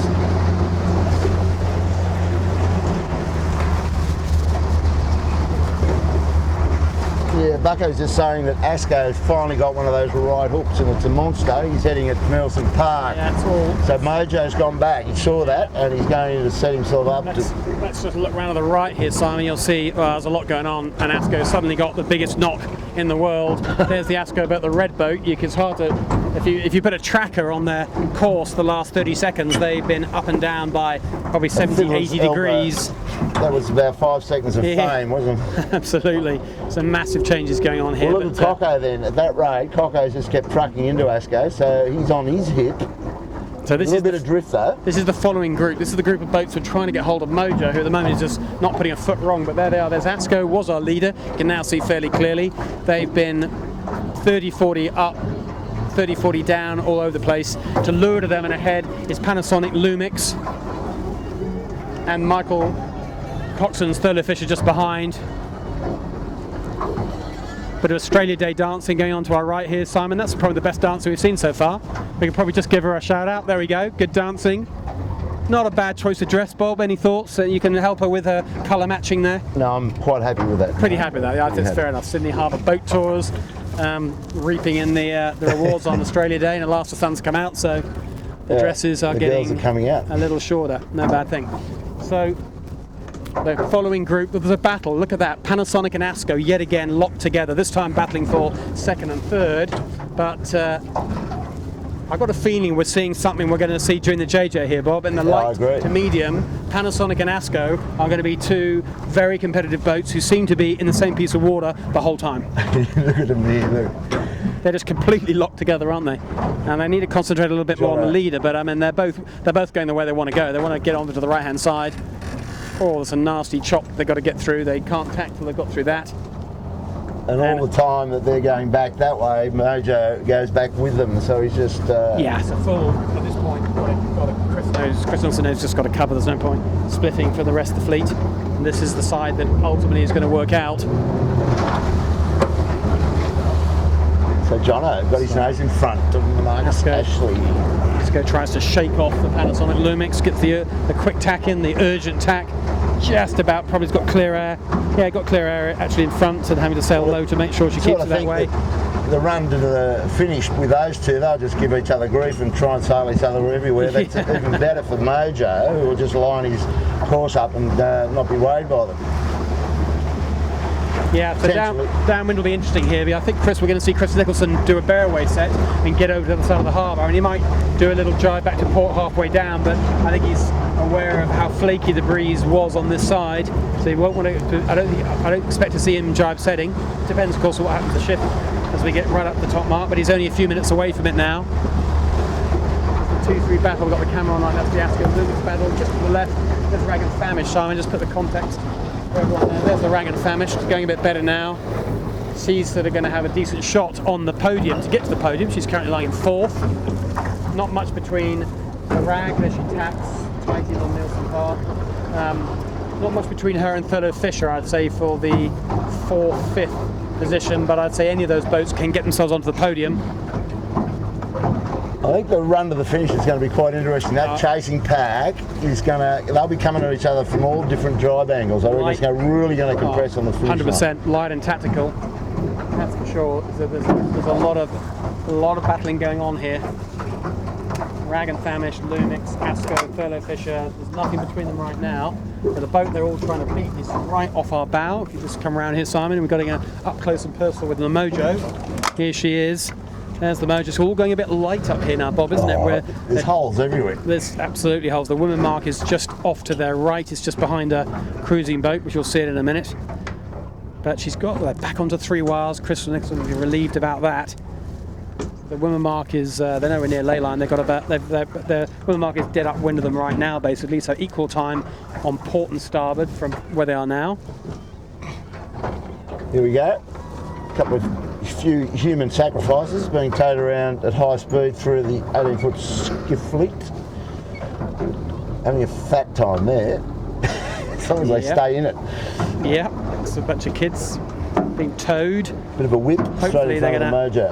Hopefully the string doesn't break now on that motorboat, because I'll put them right in front of the race leader. But yeah, now Chris Nicholson found a little bit of breeze. He's got himself onto port, which he'll be pleased with. I don't think he wants to get too far left here. Doesn't really want to come in on the port ley line. Just have a look behind, Mark, with the camera too, Simon. You got Cooper's Rag and Thurlow. We've got on the podium out of all of that. Great battle. The battle for 2nd, 3rd, 4th, 5th is looking tremendous. They're all going to go around this top mark at about the same time. So there's Rag and Thurlow Fisher's come to join the party. Thought that was going to happen. There's the Rag tacking. There's the Thurlow Fisher. They are not on lay, but they're not too far away from it. Thurlow Fisher probably going to go all the way to the hard right as she tacks. And to the left is Panasonic and Asco, the other group. Nothing between these 4. Nico would be really happy he's got this little break, because it'll be a real nail biter going down that bottom run. They're all keen now, keen as mustard. Absolutely right. So Mojo approaches the woman mark for the last time. Here we go, Simon. Here comes Mojo. It's a lovely puff. He's got himself onto that starboard lay. He's hoping he's going to lay this in 1. I think he will do. And a bit of puff to get himself away from the woman mark. That'll be a big relief for Chris. It's his last leg. Top mark the last time. It's just a run down to the finish. There they go. Our new leader, Mojo, first time. She's led on the race course for a while. There she goes. And a little bit of breeze, there's a nice little bit of breeze just to get the boat trucking. It's not going to be one of those horrible super light starts to a downwind leg. There they go. Chris Nicholson off and running. Not a huge amount of pressure, but just about almost a 1 wire. And I reckon he's going to keep going all the way to the other side of the harbour is what I think he's going to do. And then run down the far side of the harbour where he hopes to find the same kind of breeze he found last time. Yeah, go, you good thing, Mojo. Second, what's going to happen here? I think the Rag has managed to pull it all back. We had Asco and Panasonic are clear 2-3, but the Rag has again found a way to sniggle through. I think what we're seeing there, we haven't watched exactly which way they went. I know there's a lot of veins of pressure and lulls, but my guess here is Rag have just got speed in this light stuff. Yeah, I think you're right. It's making them look good. Bucko, what's your thinking? I know you've been watching this battle up here closely. A lot of shift, a lot of weird stuff, but I've got a feeling Rag are quick in this. Yeah, I mean, I think it's a pretty awkward feat, and at one stage they looked like they were definitely 5th, and now they're 2nd, so that tells you that they did find some wind, but you're probably right, the boat speed is probably pretty good to allow them to be here 2nd. But you see the breeze now very volatile up here. There's probably 50 degrees between the right and the left, and that's pretty difficult stuff for these guys. Do you think these boats, obviously 3 people, quite a lot of gear to tack in terms of human beings? Do you think in these conditions in a skiff you should just tack on every little puff and shift, or do you think you kind of got to just commit to a side and minimise the manoeuvres? Well, you just saw Chris Nicholson tack about 6 times in 600 yards there, and the tacking's expensive, but getting out of the wind speed goes there's some action. 6 knots. Sorry guys, there's some action here. You got Cocker really coming into it fast this time, and a good fast turn on these. Yeah, at either end of this course is valuable to you. Found a bit of pace, Sydney. Yeah, I think what we're just that little chat with Bucker. I think what we're kind of concluding there is that if your boat handling is good enough, you tack on everything, and that's what I think. That's what we've just seen in Mojo's boat handling is good enough, so they tack on everything, and usually so is Michael Coxon boat handling's good enough too. So maybe that's what we've seen from them, just tacking and boat handling a bit more aggressively than before. Anyway, second round for the last time is Rag and Famish. A great beat from them. It all came good at the end. First part of the beat was a bit ugly, but they got their act together the second half. Michael Cox will be pretty pleased with that. We did say that he could. Great job. He went around, I think, 6th around the last lured mark, had a chance to get up in the top 3. Well, he's done it already. He goes around 3rd. Panasonic jives immediately right in the wash of a speedboat around the top mark. That's Panasonic's just on a jibe set right into the wash. Asco, what are they doing? Are they? Oh, both these boats are jibe setting. That is quite punchy because there's not a lot of breeze up in this corner. You wouldn't know. That is quite punchy. That is high risk. I would say that is high risk. Maybe they think they're far enough ahead of the boats behind that they can ignore them and just attack the group ahead by doing something different. That's very, very aggressive. It's sailing away from the mark right now, and right in front of us, you've got the battle between for 2nd and 3rd in this podium. And I think it's just advantage Michael Coxon, just a nice little quick jibe over the top of Rag. That was a simultaneous jibe. Coco had the depth, classic manoeuvre, and he simultaneous jibed as Rag and did a better job of the jibe. Rag took a little while to get going. Coco did an absolutely perfect light air jibe, came out at exactly the right angle, which is one of the critical things here. Come out at the right helm angle, makes the crew's job a lot easier. He did a beautiful job, and he rolls over Rag. But that battle, I think, is going to rage all the way down here. Rag won't want to be rolled at all, and you can be sure they're going to try and have an answer to that manoeuvre. Yeah, they've got plenty of time to do it, but you can just pick up the black spinnaker of Mojo Wine, so that's the lead he's got over these two. So he's got a nice comfortable break, and he should be able to bank that lead into the finish for it to take a nice little win out of this. The boat you'd have to feel sorry for is Marcus Ashley. He clipped his tickets beautifully for the first 2 laps and then couldn't find the ticket. No, you're right, he didn't. And he kind of did what had really worked previously, which is not a bad strategy, but on this one occasion, tragically for him, it didn't. And Chris Nicholson was a bit more eyes out the boat, I think, and he didn't get too locked into just following what had happened before, did his own thing, and it's worked out very nicely for him, as you all saw on the camera. Well, this little race in front of us here under chutes is going to be a ding-dong affair, because I know Peter Harris wouldn't have liked that little slap in the face that Trent Barnabas just pulled on them, and Coco obviously assisted with the helm, so this should be quite an interesting little struggle, this one, and they've all got to work out when to jibe and not fall into the pressure. And I think Michael Coxon could be vulnerable here. I think you jibe early. That's what I'd be doing. I think it's light over this side. I think I'd be switching sides the minute that I could. Because every time I see cruisers on the other side of the harbour, they seem to have more pressure than the skiffs have got up here. Well, Coco is at least getting some separation, and I'd be going out of there, Jack, if I was you right now, and look to set up underneath Coco. He's got to take it soon because you're running out of water. Yeah, now you've done this run a few times, Bucko. Which side of the run would you go down if you were Rag right now? Well, these guys are a little too close to the shore, I think. They're good-headed. These will take the wind off the park here. But they've got a very awkward thing to do. They've probably got to go just to the point and jibe.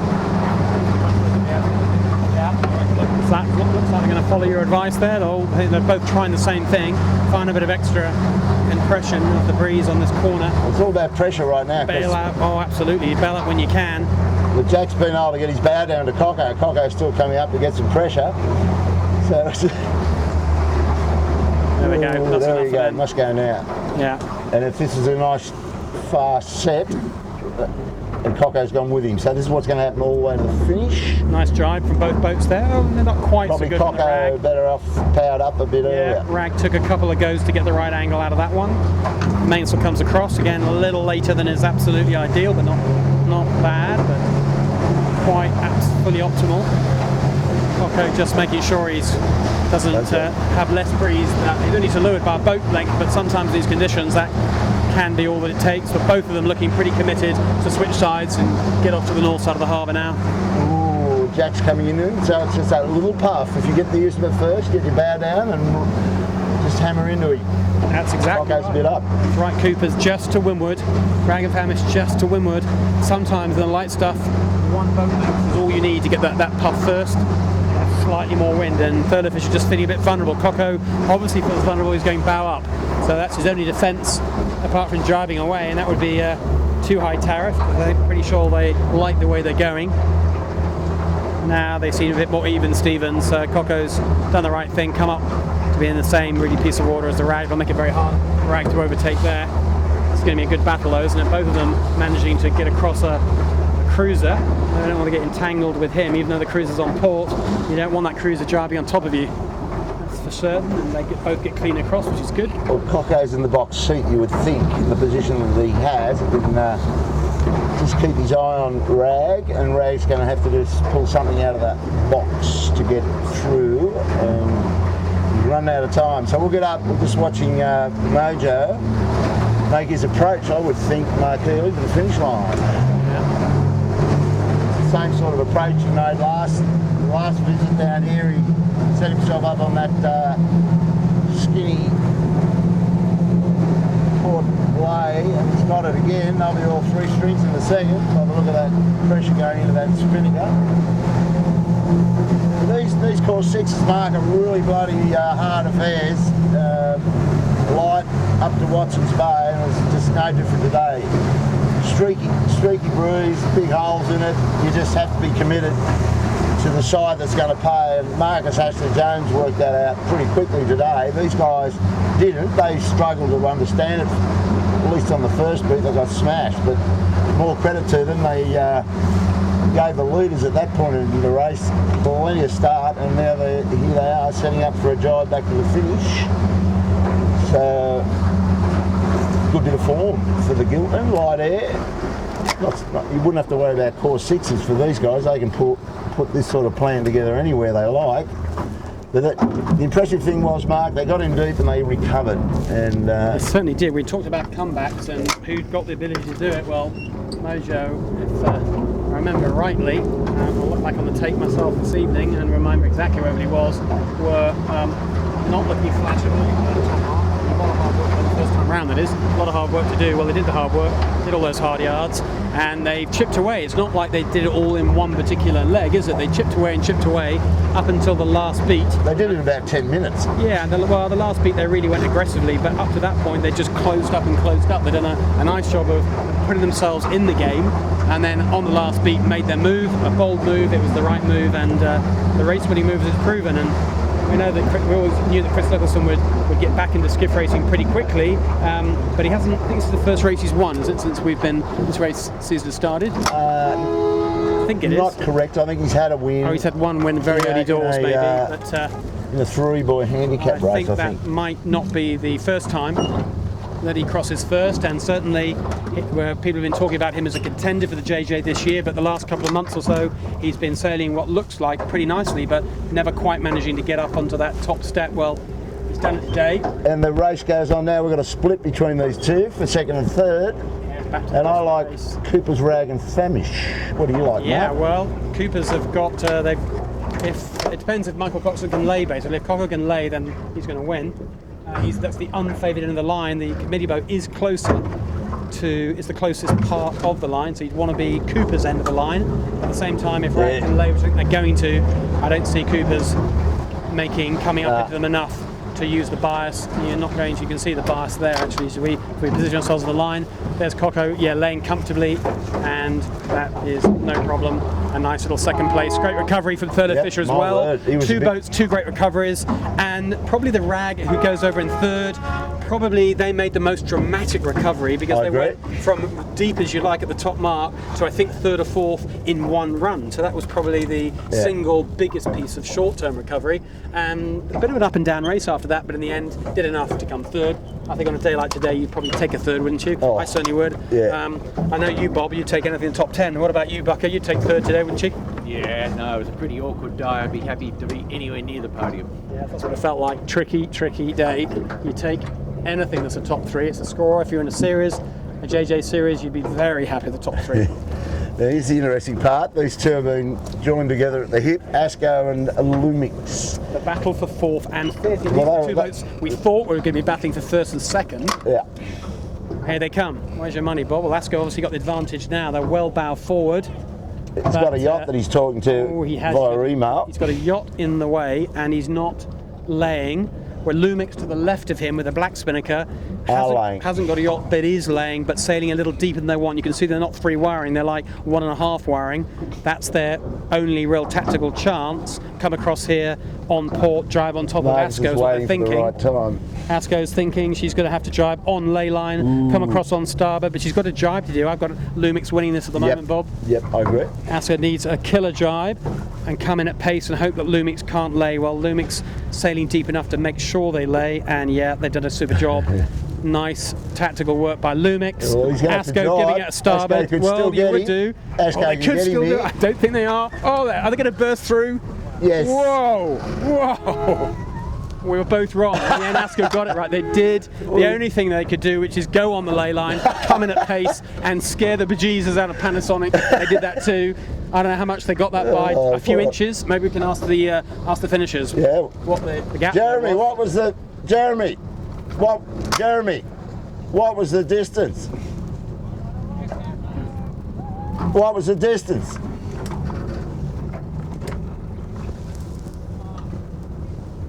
There you go. That's a metre. A second, a couple of seconds, I think they're saying. A couple of seconds and a metre. That's a nice finish. Well, a nice finish for Asco. Panasonic will be a bit fed up. I think in the end, Panasonic were so focused on making sure they laid that. Explain to me where did Grant Rollison end up? How did he get into that position? I haven't seen him all day. I think he's just come down the north side of the run. What's happened there? I think he went all the way over to one side of the run and has just hustled down there on the breeze. But you're right. We hadn't mentioned Fisher and Paykel for a couple of laps. But yeah, I was just saying on Panasonic there, Bob, I think the mistake they made was they were so committed to try and lay that they just sailed too deep. And they were nowhere near setting optimum numbers all the way down that last little piece of the run. And Asco did the opposite. Well, he gave himself a crack, didn't he? He gave himself a crack, and Panasonic, I think, probably should just heated it up and taken the port starboard jibe manoeuvre, played that well before the line. Anyway, they can look at that on tape as well and make up their own views about how they do it differently the next time around. That's the wonderful thing about having recorded sailing. Over here we've got the kitchen maker of Malcolm Page. Will they get there? I think they're only going to rag it. They'll get it, but with a bit of a mess. I think all the best breezes on the north side of the harbour, which is where they are now. So they just about late. So they slowly slipped out of the on their first lap. I think we gave them the lead at one point up the first beat, and anyway, the heat went up in the kitchen obviously, and they had to go for the fire extinguisher. Yeah, decent race though, wasn't it? We've seen this course often happens on a JJ. At some point, we're going to get this race in the big championship coming up in just 5 weeks' time. So a great workout for all the crews. Yeah, well, it's been. I think the last 2 Giltons, the invitation race has been exactly a course 6, and we've seen some funny things happen there. There was one year I remember Rob Greenhouse was here with his little flying machine. And in the RMW boat. Well, it wasn't RMW, it was another one. It was called what do you call it then? Benny or something. Yeah, that's right. Unsponsored. Yes, that's right, unsponsored. And that race went from did a complete 180 degree wind change. There was a big storm building in the west, and he won it by a country mile that day. So they're always pretty tricky come Giltland time. Rob Greenhouse does have a habit of doing that. He's a canny yachtsman, that's for sure. He's pretty good in the light and tricky stuff. So it doesn't surprise me. Seen him do that before in other races, other classes.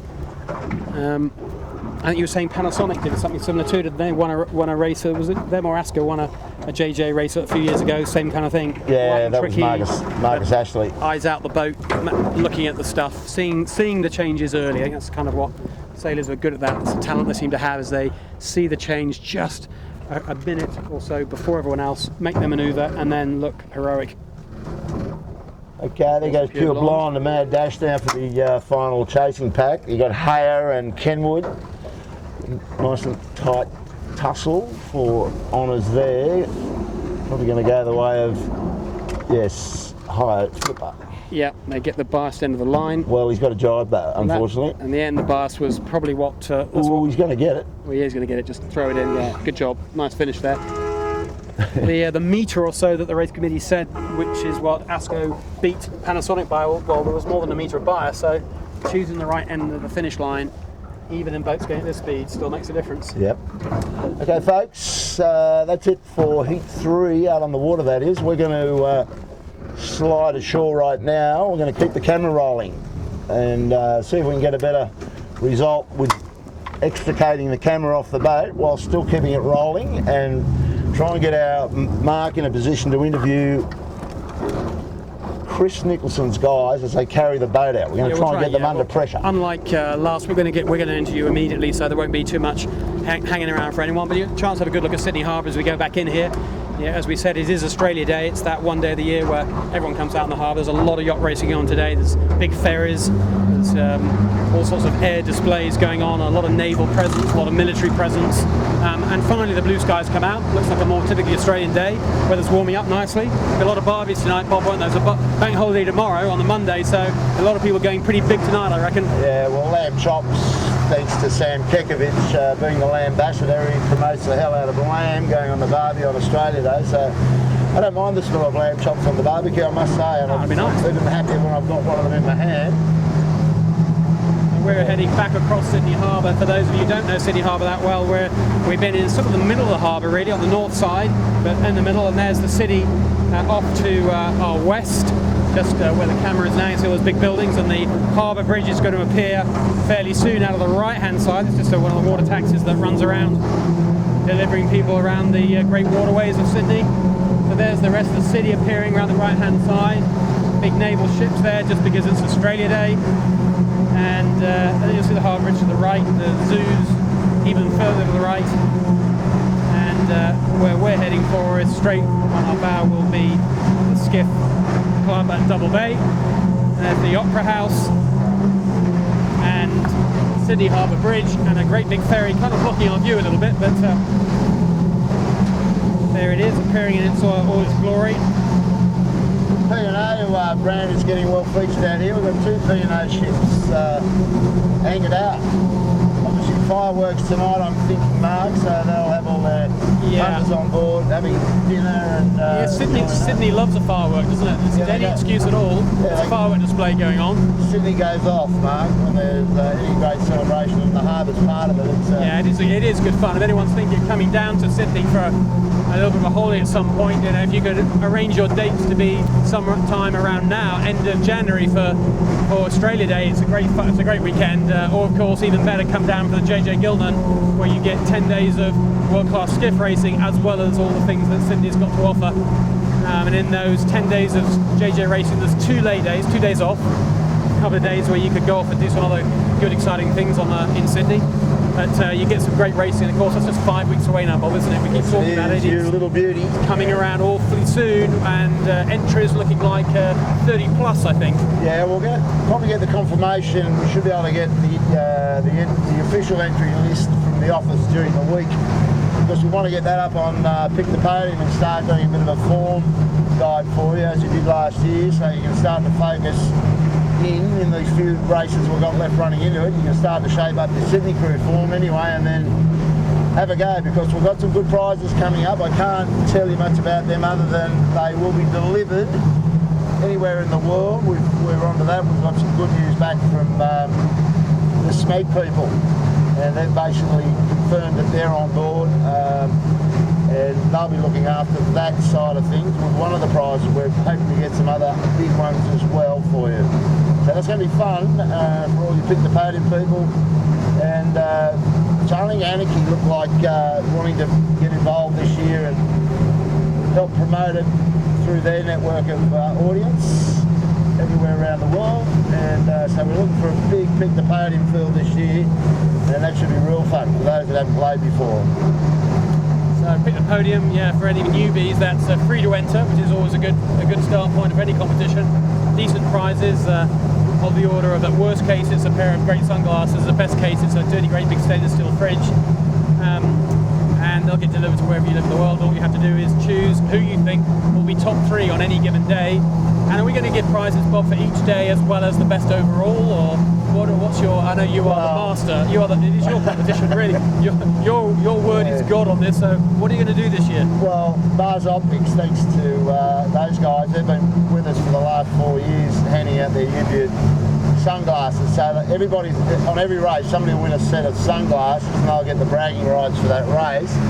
But any of those winners then go into the draw for the major prizes, which will be drawing at the conclusion, probably in the park or maybe the day later, depending on how organised we are to sort through that pile, but I'm pretty confident we'll be able to do it in the park on the very last day. And now there's Mojo, Chris Nicholson guys, just heading ashore. We're going to get the we're going to pull the camera cat up, lickety split, carry the camera off along the dock, and go and congratulate. Well, Mark will be firing a few questions while they hopefully get their boat in the cradle and they can talk to us. Excellent. So this is the mooring manoeuvre, folks. So just stick around for another 5 minutes and we should have you in the park and face to face with Chris Nicholson's boys. Back to you shortly with the audio.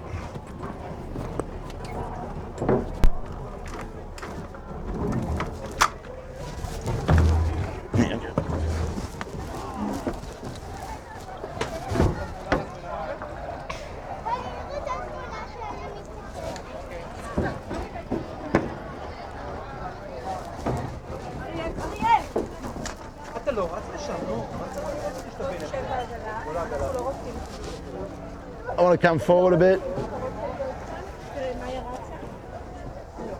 Just got to get that outboard off the pile.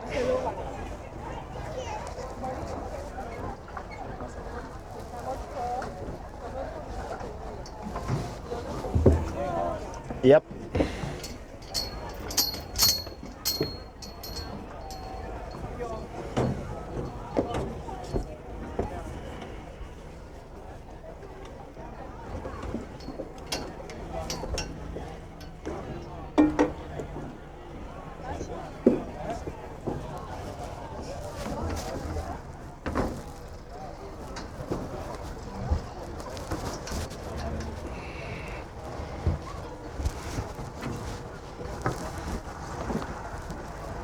Just, yeah, that's the idea. I'll do that. Maybe even, yeah, I'll do this one.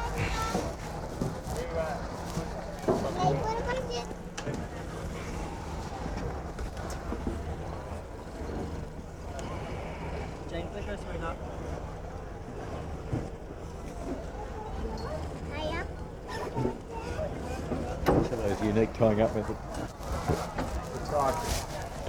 Very proprietary. Very proprietary.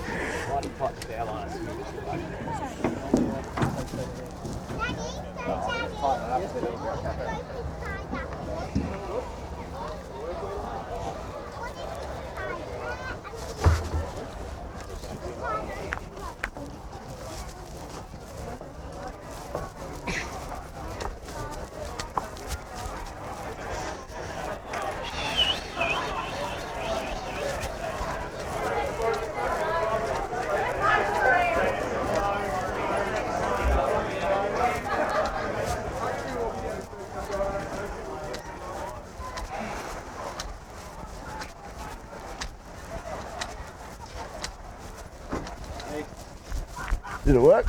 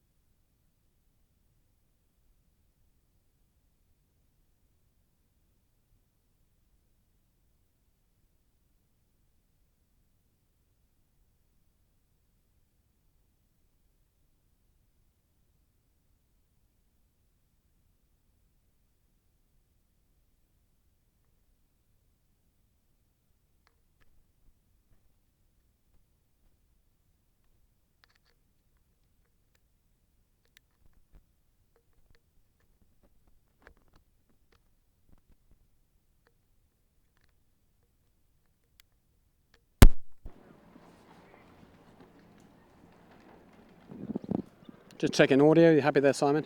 Yes. Thanks, mate. So we're just going to, as we said, we're just going to get straight into our interview. We got Chris with us. Chris, thanks for talking to us so soon. Hey, congratulations, first of all. Terrific race. Enjoyed that a lot. So Chris Nicholson, we've been talking about Mojo the last hour or two. Fantastic performance, picking your way through what looked like a minefield at best, and Australia Day, and it was busy. You kind of fancied your chances at the end of the first beat. No, like we just said, God, you pick your right time to lead, and we only hit the lead, on the last lap, and we're hanging around in there. But it was good. Like, it all unfolded on the last couple of laps as we're looking at it. So it was good. Bridgie spotted that shift on the right hand side, just near the bottom mark, and that was what did it for us. We were saying that it was, for the rest of the race, pretty much the right hand side of the beat had paid early, and it was easy to get sucked into thinking the same would happen again. It looked like you guys just had a bit more peripheral vision going on. Yeah, we were keeping a really close eye, because obviously all the danger seemed to be on that right hand side, but we were always prepared just to play a little bit to the left of the right hand side, if that makes any sense. But it was it was nice. It was a good way to do Australia Day. Now, you'd be pretty happy also with your boat handling and this stuff. We were saying easy to overtack in these kind of conditions, but if your boat handling's up to it, maybe no bad thing. Yeah, for sure. Like, we did so many tacks on that last beat, far more than what we could have dealt with earlier on in the year. So our tacking is getting better. So our crew work, even our sets and jives, was so much better than the previous few weeks. We had a very average week last week. So it was nice just to bounce back like that. Really good. Now, Chris, you're back in the skiff lead, aren't you? For those people who haven't been following this a while, you sailed skiff to. Oh, we'll just move. Just come this way. Excuse us. It's all, as you can see, when you're as live as this, you get skiffs, large skiffs, like that. There we go. Yeah, trying to get in, which is not their fault, our fault entirely for being in the wrong place. But Chris, you're new back into this fleet. You're back into the fleet, having sailed skiffs a while back, aren't you? Yeah, it was like 13 or 14 years ago. I haven't set foot in one for that long, so I reckon I'm new to it. And do you, what are you feeling about the level, the standard? And clearly it's a decent fleet. How decent is this fleet? Absolutely. Like we're treating it, I think, very similar to everyone else. Like, the most we ever do is 1 day a week training, same as pretty much everyone, and it's really good. Like, you see Seven have some big jumps ahead on times, with the little rigs, but other than that, the racing is really tight. So we're enjoying it very much. I'm just going to move a second. Incoming. We have another incoming. Just keep moving back, Simon. There you go. Just keep the camera on, Simon. There we go. I think we'll set up in a slightly better position next time. But there you go. Just Chris helping out, getting the good ship Fisher and Pakel, who made a great recovery in that last run, getting them into the rack. I think we're safe now, aren't we? We're just safe for a second. We can keep talking without getting garroted.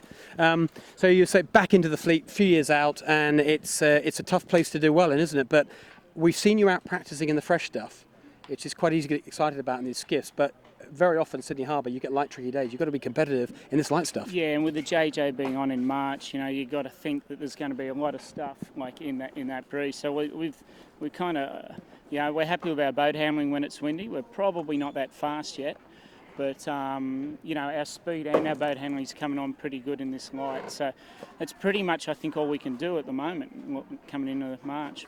Now, you've been away doing a few other bits of sailing recently. Obviously, you've done a Volvo very recently indeed. You ended up second, didn't you? Is that right? Yes. Yeah, nice. Yep. With the camper boat. Yep. Yeah. Nice job. Now, what about this time around? Are we going to see you making a last-minute entry onto one of these One Design Volvos? I hear there's more boats they've built than entries they've got, which sounds like a recipe for a late entry from someone. And I would have thought, as skipper of the New Zealand entry last time, you'd have to be a candidate. So can you give us any insight?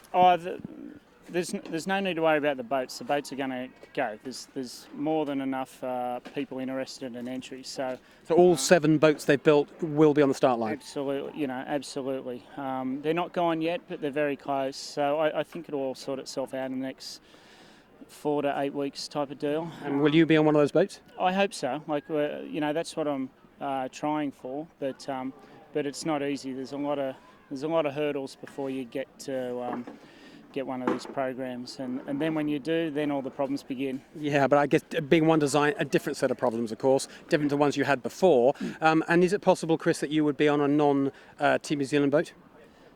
like at this stage, anything is possible. Like, you know, there's probably 3 boats left that will go. You know, like I'd prefer to be with Team New Zealand. You know, like we've got a good structure and a good platform there to build off. You know, we would have given our right arm for One Design last race with that team. So, you know, like all the makings are there. But having said that, it's a business, and we have to see who can get there in the end. It's interesting, isn't it? A lot of people are saying they would have preferred One Design. It was a bold call by the Volvo management to go to One Design for sure. Now it's happened.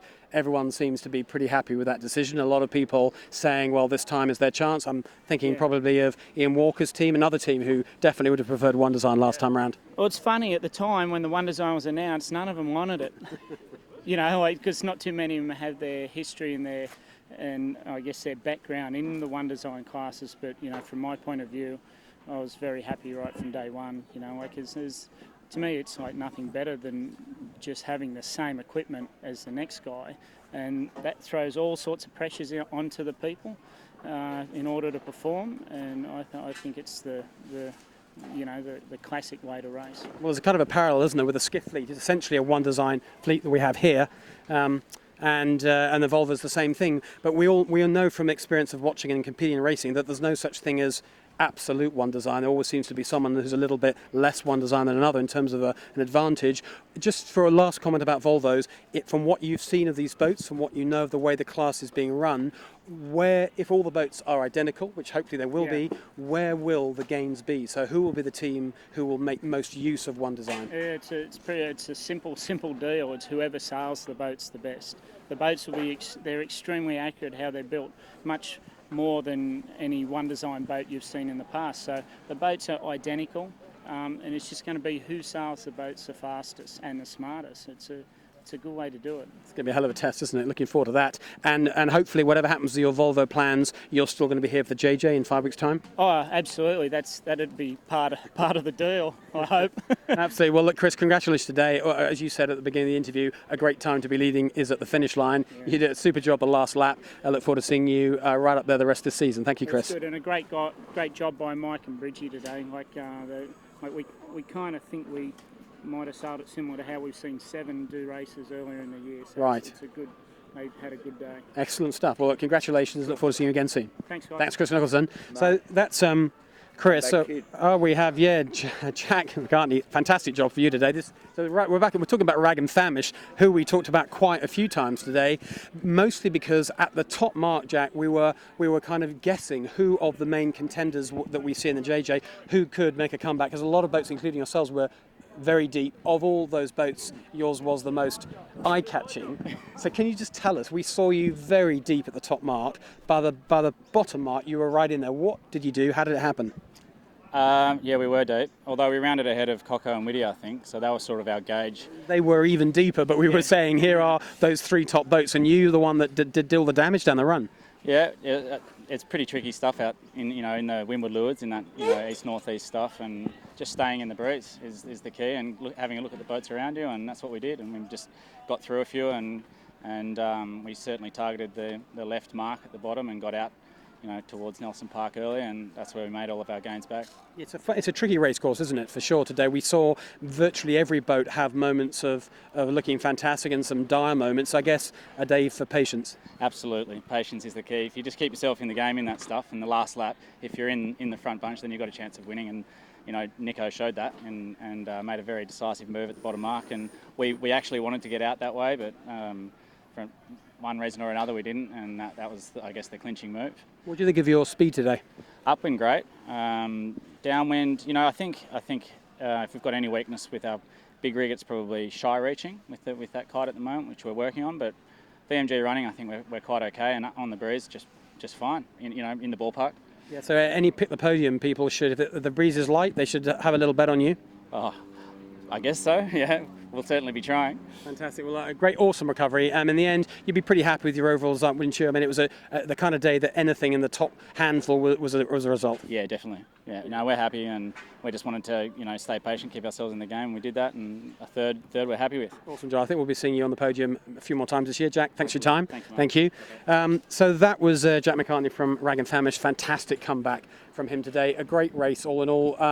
Bob, do we have any pick the podium update, or is that going to be on the emails tomorrow? It'll be on the emails tomorrow. Sorry, folks, didn't quite come to grips with that. This was the new adventure for us, getting this camera into this park legally split. I think that worked okay. Yeah, apart from us nearly getting killed twice, well, the cameraman nearly getting garroted twice, but anyway, Simon just survived. We'll try and, in a normal high-budget production, they have people called floor managers, don't they, who do that stuff, but we don't have one yet. We'll try and recruit ourselves a suitably skilled floor manager, or otherwise choose a better spot for interviews. That would work. That would work. Anyway, we got there, I think, and as far as down is concerned, it was streaming all day, so well done, everybody. We'll see you back here next Sunday. It'll be Heat 4 of the Australian Championships. I enjoyed that race today. They're Awesome always race. Pretty Awesome dodgy, race. but they always come together at the end. And maybe this is just the beginning of the Mojo, the Chris Nicholson campaign. We've talked about him a lot, and we finally see him on the top step. I got a feeling we're going to see that a lot more times. Well, Billy McCartney, Jack's father, who was out with us when you were in the UK, he was very impressed with Mojo that outing. He made the statement that whoever can beat Mojo for the JJ Giltland will win. Well, whoever can beat Mojo will win the JJ. So he had him right up there. Interesting. Well, we'll see. Long way to go. Look forward to it. Well, 5 weeks to go. Till then, great to see you, all you guys, on Sydney Harbour today. Australia Day, 2014. Terrific day. See you next Sunday. Thanks for joining us.